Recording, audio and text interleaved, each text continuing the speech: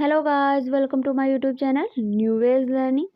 सो आज हम डिस्कस करने वाले हैं यूपी पेट के बारे में, यानी UP PET math section previous year paper 2021 का शिफ्ट सेकंड का पेपर हम लोग यहाँ पे डिस्कस करने वाले हैं। तो यहाँ पे जो शिफ्ट सेकंड का पेपर हम लोग डिस्कस करेंगे, अगर आपने शिफ्ट वन का पेपर नहीं देखा है तो आप मेरी प्रीवियस वीडियो में वहाँ से देख लीजिए। तो आइए स्टार्ट करते हैं। तो फर्स्ट क्वेश्चन है, यदि और रूट में ये संख्या दे रखी है और इक्वल में भी संख्या दे रखी है, एक्स दे रखा है, तो हमें एक्स का मान बताना है और ऑप्शंस भी यहाँ पे दे रखे हैं। तो देखिए इस प्रकार के क्वेश्चन को कैसे सॉल्व करेंगे। तो यहाँ पे देखिए कि कैसे मैंने सॉल्व किया है। तो यहाँ पे सबसे पहले मैंने जो क्वेश्चन था उसी को मैंने लिख लिया है। तो यहाँ पर मैंने क्या किया है, अब रूट लगा दिया है और 1 प्लस 1 27/169 लिखा हुआ है। तो 169 को जब हम पूरे में लासा लेंगे तो 169 को 1 से मल्टीप्लाई कराएंगे तो 169 प्लस 27 आ जाएगा और ये रूट में ही लिखा रहेगा और यहाँ पे वही संख्या उतार देंगे। अब 169 27 को जोड़ेंगे तो 196 हो जाएगा, बटे में 169 लिखा रहेगा, ये रूट में है और वहीं इक्वल के इधर वही संख्या उतार देंगे। अब 196 जो है वो 14 का स्क्वायर होता है, 169 जो है वो 13 का स्क्वायर होता है। तो यहाँ पर ये रूट में लिखा है इसीलिए बता रही हूँ मैं।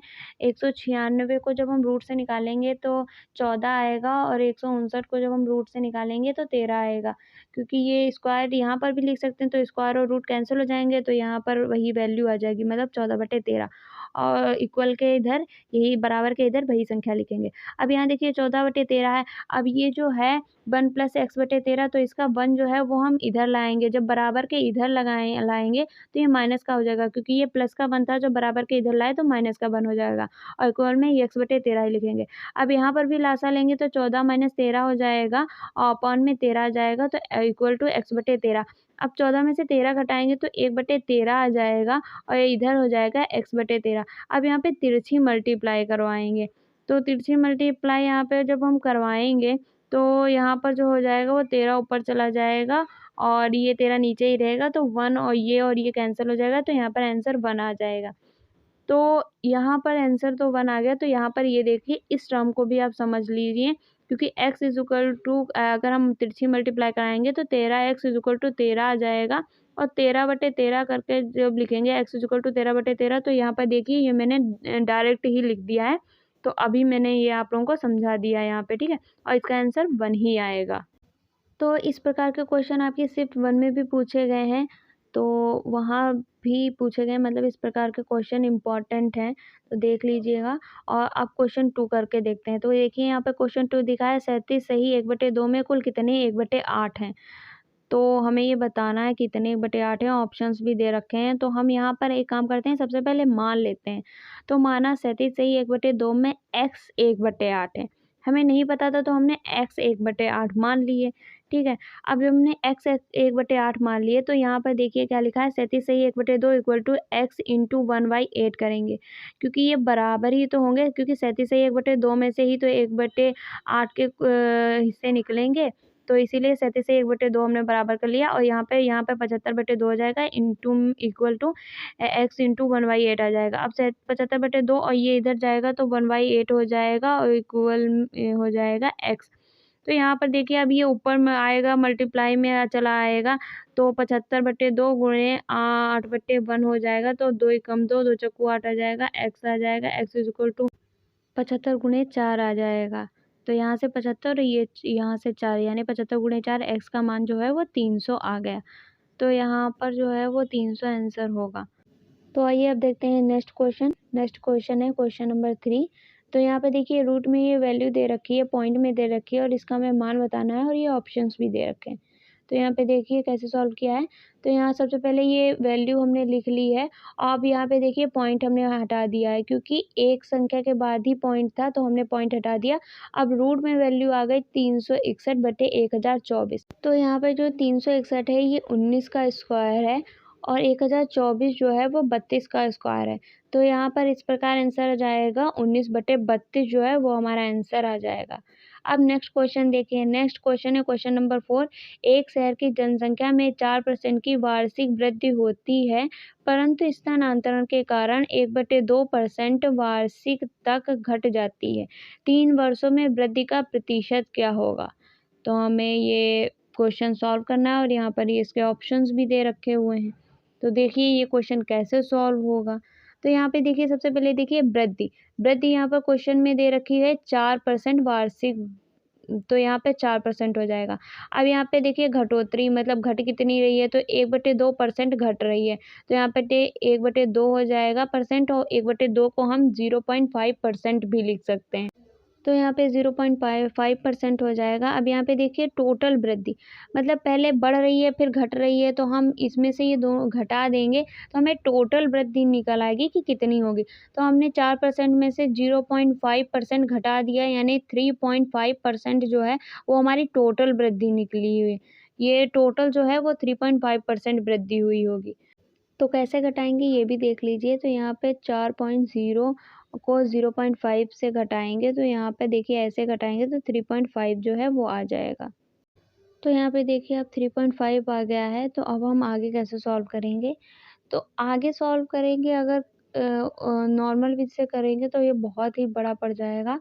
तो यहाँ पर हम फार्मूला लगा के करेंगे। फार्मूला है a+b+ab/100, और ये परसेंटेज में निकालना है। तो सबसे पहले हम 2 वर्ष की वृद्धि निकाल लेते हैं। तो हम 2 वर्ष की वृद्धि निकालेंगे, तो यहाँ पर ए फार्मूले में ए और बी दे रखा है और हमारे पास एक ही वैल्यू दे रखी है, तो हम एक ही वैल्यू रखेंगे, मतलब कि 3.5 को ही हमने ए माना और हमने बी भी मान लिया। अब यहाँ पे वैल्यू पुट कर देंगे, तो हमने ये वैल्यू 3.5 ए और बी की जगह पुट कर दी, अपॉन में 100 भी लिख दिया। अब यहाँ पे देखिए इनको ऐड करेंगे, 3.5 को ऐड किया तो 7 आ गया, और इनकी मल्टीप्लाई कराएंगे तो 12.25 अपॉन में 100 आ जाएगा। अब यहाँ पे देखिए कि 3.5 और 3.5 की मल्टीप्लाई करानी बहुत ही मुश्किल हो पड़ जाएगी, नॉर्मल मल्टीप्लाई कराएंगे तो मुश्किल होगा। तो यहाँ पे देखिए कि कैसे शॉर्ट ट्रिक के माध्यम से बहुत ही जल्दी हम मल्टीप्लाई कराएंगे। तो यहाँ पे देखिए 3.5 का ये देखें 2 बार लिखा है, तो हम स्क्वायर भी तो कर सकते हैं। अगर हम पॉइंट को यहाँ पे ना माने तो ये देखिए यहाँ पे 35 का स्क्वायर ही लग रहा है।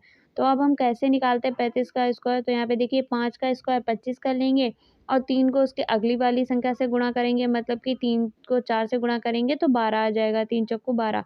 तो यहाँ पे देखिए आप 35 को जो है वो यहाँ पर एक अंक मतलब 3.5 लिखा है, एक अंक के बाद स्क्वायर के बाद 2 अंक के बाद पॉइंट लग जाएगा। 12.25 जो है वो यहाँ पर आंसर आ जाएगा। तो यहाँ पे देखिए 12.25 अपॉन में 100 लिखा है, तो यहाँ पर अब नीचे 7 प्लस, अब यहाँ पे देखिए इस संख्या में पॉइंट नीचे अपॉन में 2 ज़ीरो हैं, तो यहाँ पर जो पॉइंट है वो 2 अंक आगे खिसक जाएगा, मतलब कि 0.1225 जो है वो यहाँ पर लिख सकते हैं हम। तो यहाँ पे जब हम इनको ऐड करेंगे तो 7.1225 जो है वो 2 वर्ष की वृद्धि आ जाएगी। अब यहाँ पे देखिए हमें 3 वर्ष की वृद्धि निकालनी है, तो 3 वर्ष की वृद्धि के लिए अब जो है हम ए जो है वो हम इसे मानेंगे, मतलब इस संख्या को 7.1225 को, और बी जो है वो हम 3.5 को मानेंगे। तो अब हम ए और बी की जगह यहाँ पे वैल्यू पुट कर देंगे, ए की जगह ये वैल्यू और बी की जगह ये 3.5 की वैल्यू। तो ये सारी वैल्यू हम फॉर्मूले में पुट कर देंगे, और हम जब इन दोनों को ऐड करेंगे तो यहाँ पे 10.6225 जो है वो निकल आएगा। अब यहाँ पे देखिए ये जो मल्टीप्लाई कराना है, ये मैंने मल्टीप्लाई करा के लिख दिया है, बट ये एग्ज़ाम में कराने के लिए आप लोगों को ये बहुत ही ज़्यादा मुश्किल पड़ेगा। तो यहाँ पर देखिए, यहाँ पर जो है वो पॉइंट के बाद 1 अंक तक ही हम देखेंगे। तो यहाँ पे देखिए कि यहाँ पे 10.6 दे रखा है, यानी कि ये वैल्यू 10.5 से तो बड़ी ही है। तो यानी कि हमें ऑप्शंस में ऐसी वैल्यू देखनी है जो 10.5 से बड़ी हो। अगर ऑप्शन में कोई ऐसी वैल्यू होगी जो 10.5 से बड़ी होगी तो वही आंसर होगा। तो यहाँ पे देखिए सारी ये 10.5 दिया है और बाकी वैल्यू 10.5 से छोटी है। यहाँ पे एक वैल्यू 10.5 से बड़ी दे रखी है जो कि है 10.8। तो 10.8 जो है वो 10.5 से बड़ी वैल्यू है, तो यहाँ पर जो हम आंसर जो है वो हम 10.8 लगा सकते हैं, क्योंकि हम 10.6 में कुछ भी ऐड करेंगे तो वो हमारा 10.8 ही आ जाएगा। तो इसीलिए जो हमारा आंसर होगा वो 10.6 से बड़ा जो है वो 10.8 जो है यहाँ पर हमारा आंसर निकल आएगा। तो अगर इस फॉर्मूले के अनुसार लगाएंगे तो ये बहुत ही आसान पड़ेगा, अदरवाइज़ ये बहुत ही डिफ़िकल्ट हो जाएगा। जैसे कि मैं यहाँ पे बता रही हूँ कि अगर 10.5 की बढ़ोतरी हुई तो हम जैसे लगाते हैं कि 100 इंटू, अब 100 में 10.5 बढ़ोतरी हो रही तो ऐड कर देंगे, मतलब कि 103.5 की हमें 3 बार मल्टीप्लाई जब कराएंगे तो आंसर तो निकल आएगा, पर ये बहुत ही ज़्यादा लॉन्ग हो जाएगा, मतलब कि ये बहुत ही लंबा हो जाएगा। तो ये लॉन्ग मेथड बिल्कुल भी नहीं लगाएंगे वहाँ पर, क्योंकि एग्ज़ाम में टाइम कम होता है और अगर आप वहाँ पे गुणा करने बैठ गए तो आपका आधे से ज़्यादा टाइम वहीं निकल जाएगा। तो आप ये मेथड बिल्कुल भी ना अपनाएं। इससे बेटर है कि आप ये फार्मूला लगा लें और जल्द से जल्द ये क्वेश्चन जो है वो सॉल्व भी हो जाएगा और आंसर भी आ जाएगा। तो इस क्वेश्चन को इस फॉर्मूले से लगाइए, लॉन्ग मेथड से बिल्कुल भी ना लगाएं, ठीक है। तो अब देखते हैं हम नेक्स्ट क्वेश्चन। नेक्स्ट क्वेश्चन जो हमारा वो है क्वेश्चन नंबर 5, जो कि है 13 परिणामों का औसत 68 है, पहले 7 का औसत 63 है और आखिरी 7 का औसत जो है वो 70 है। तो सातवें का परिणाम क्या है, मतलब कि हमें सातवें का परिणाम क्या है ये हमें निकालना है। तो यहाँ पर देखिए ऑप्शंस भी दे रखे हैं। अब ये कैसे लगेगा, ये एवरेज का क्वेश्चन है तो कैसे लगेगा देखिए। तो यहाँ पे सबसे पहले फार्मूला देखिए, फार्मूला है नंबर गुणे average is equal to some, यानी कि पदों की संख्या गुणे औसत इज इक्वल टू पदों का योग, हिंदी में ऐसे कह सकते हैं।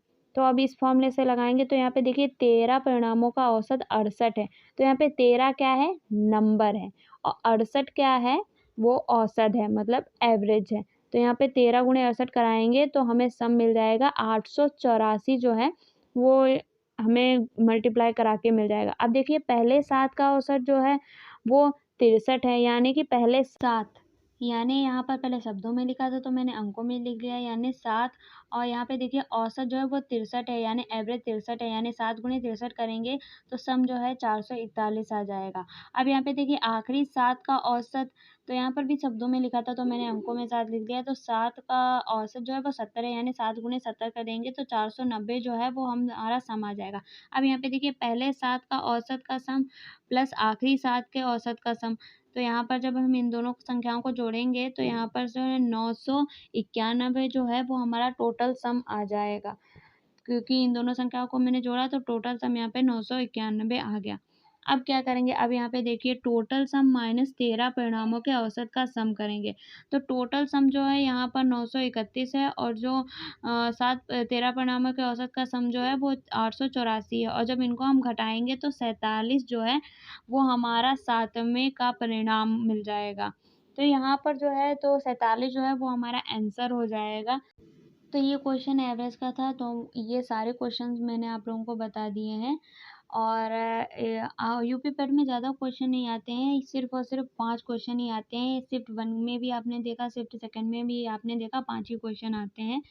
और ये शिफ्ट 2 का पेपर था, और मैंने शिफ्ट 1 का पेपर जो है वो प्रीवियस वीडियो में डाला है, तो आप लोगों ने वो नहीं देखी है तो वो वीडियो भी ज़रूर देख लें।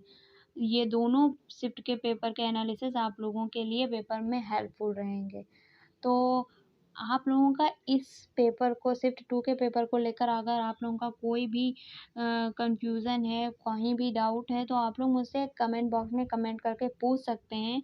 और ऐसे ढेर सारे वीडियो के लिए मेरे चैनल को लाइक करें, शेयर करें, सब्सक्राइब करें और बेल आइकन को प्रेस तो ज़रूर, ज़रूर, ज़रूर करें। Thanks for watching.